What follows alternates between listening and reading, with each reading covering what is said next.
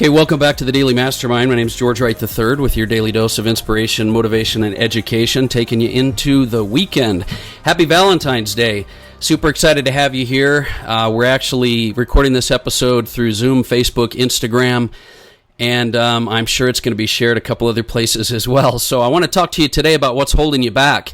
Our whole week this week, we're talking about prosperity pillar number 5, which is I create an attitude of abundance. And that's one that you hear a lot. And I know that a lot of people are saying, listen, man, I'm doing everything it takes, George. I've got my affirmations. I'm surrounding myself with positive people. I think positive. I've got my goals. I'm rocking and rolling. But I'm stuck. I just don't know what to do. What do I do to get unstuck? And, it reminds me of a story. So, I've taught one or two of my kids to drive, and then I kind of gave up on that notion. But if when you first learned to drive a car, did you ever have all this fear and, you're sitting behind the wheel and you took the wheel and you were like, all right, I'm going to put my foot on the gas, but just in case, I'm going to have my other foot on the brake. And you've got your foot on the brake and you got your foot on the gas and you're giving it a little gas, you're not going anywhere, and you realize your foot's on the brake and you move forward a little bit, and then eventually as you get more confident and secure and excited about driving, and you get like me and you just don't think about it, which is probably not too safe, you just take your foot off the brake and you're able to gauge your speed with the gas. And I think this is a problem that so many of us have. We are trying to go throughout life attracting abundance, creating abundance, doing our goals, but we've got our foot on the brake. Now, the difficulty is that some of us have our foot on the brake on purpose because we're scared, and some of us don't even realize that we have our foot on the brake. And so I wanted to talk to you about maybe 2 different areas that I think are important to be aware of if you're feeling stuck. One is that you could be holding yourself back consciously, or you could be holding yourself back subconsciously. And I want to talk to you about both of those things, because consciously, there's a couple areas you can hold yourself back. The biggest one I believe will hold you back consciously is, what are you doing with your daily activities? Are your daily activities aligned with your purpose and passion? You have to look at what activities that you're driving. Are those activities helping push you forward? And are they helping you to create your life? And more importantly, with your conscious, actions, are you tracking? And are you consistent? Are you measuring the things that are the most important? See, some of us are doing all of our daily activities and our inspiration, motivation, all of our, maybe you're meditating, maybe you're going to the gym, but you're not tracking your results. You're not tracking what's most important. And as a result, you're stuck because you're not moving forward. You're afraid to move forward with you got your foot on the brake, right? But I think the one that holds us back the most, the one that I worry the most about, is that we're holding ourselves back subconsciously. This is where some of us struggle because we have not recognized that. And I'm going to give you a couple of things maybe to think about, because subconsciously with your mind, your mind is going to be, and your subconscious is going to be controlling a lot of your activities, and you may not even be aware of it. So, for example, how many of you care too much about what people think and you don't even realize it? You subconsciously open up your Facebook to see how many likes you have on your last post. You subconsciously worry about whether or not, you're doing the right thing, or you're doing the thing that everyone else thinks is cool, or you're getting that car or spending that money on things that you shouldn't because you care too much about what people think. A lot of times this isn't just conscious, this is subconscious. You're worried too much about what other people think. So your actions are reflecting what you think other people want to see. Does that make sense? So your subconscious may be holding you back, even though you have an attitude of abundance, or you have positive thinking.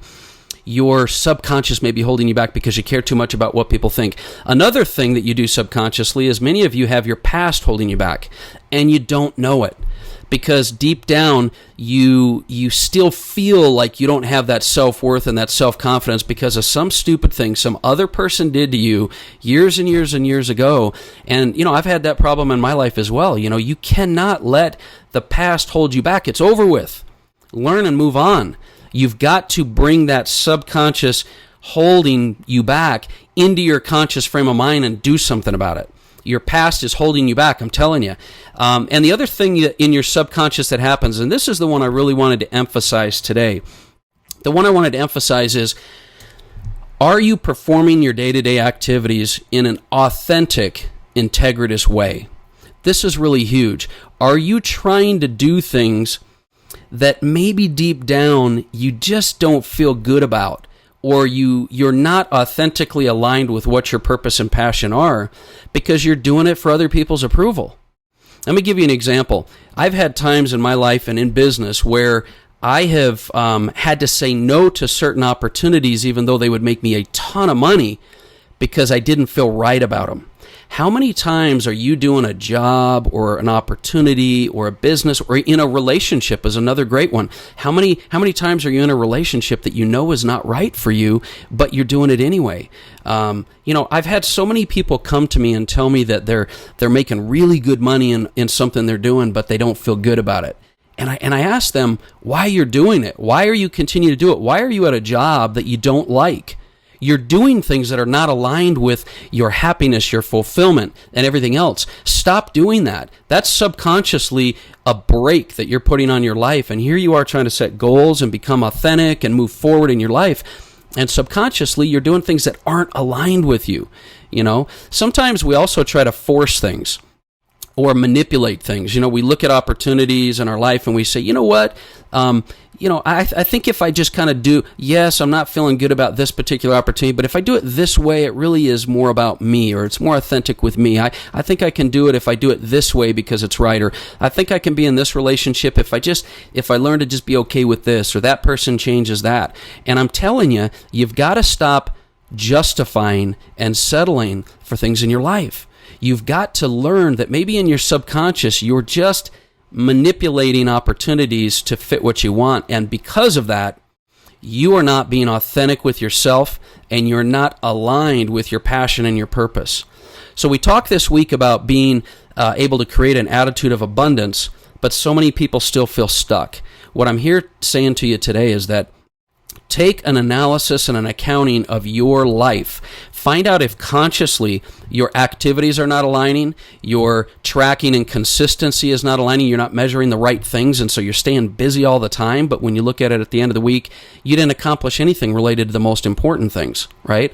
Or subconsciously, are you worried too much about what people think? Are you worried too much about manipulating opportunities to fit in alignment with what you have? Because here's the bottom line today. I'm telling you, I've learned from experience, the hard way and through experience, that success requires authenticity. Success requires integrity. It requires alignment with your purpose and your passion. And if you are not aligned with your purpose and your passion, and I'm not talking about just finding something you love to do. I'm talking about what you feel good about, what you enjoy, and what you know aligns with who you are and what you're best at, your unique talents. If you're in an area that you deep down know is just not right, or it's not authentic with you, or it's not aligned, you're going to be trying to move forward with your foot on the gas while you've got your other foot on the brake. And that is not going to work. It's not going to work a long time. Sure, you'll get some success. I've had a lot of people hit the gas so hard that they move forward even with their foot on the brake. But at some point in time, it's going to come crashing down. It's going to come down, and it's not going to work. So what I want you to do this weekend, I want you to really analyze what you're doing in your life. Are you consciously creating your life, and are you aligned authentically with who you are and who you want to be? Because the minute you do, all of your foot comes off the brake. All of the binds and barriers that hold you back will stop holding you back, and things will start to happen for you. So once again, this week was all about creating an attitude of abundance, but that requires you really doing some serious thinking, and I want to have you really do that and spend some time doing it.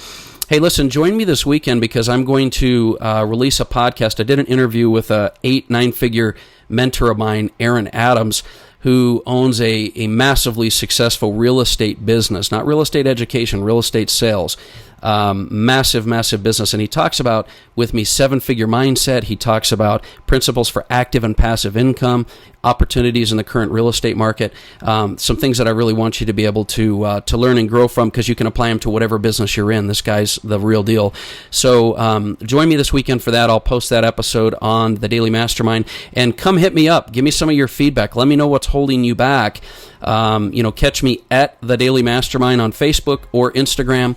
and send me some feedback, man. I'm here to help you. This is the whole point of having this mastermind, is working together. So thanks for tuning in today. I look forward to talking with you more. This has been George Wright III with the Daily Mastermind. Have a great day.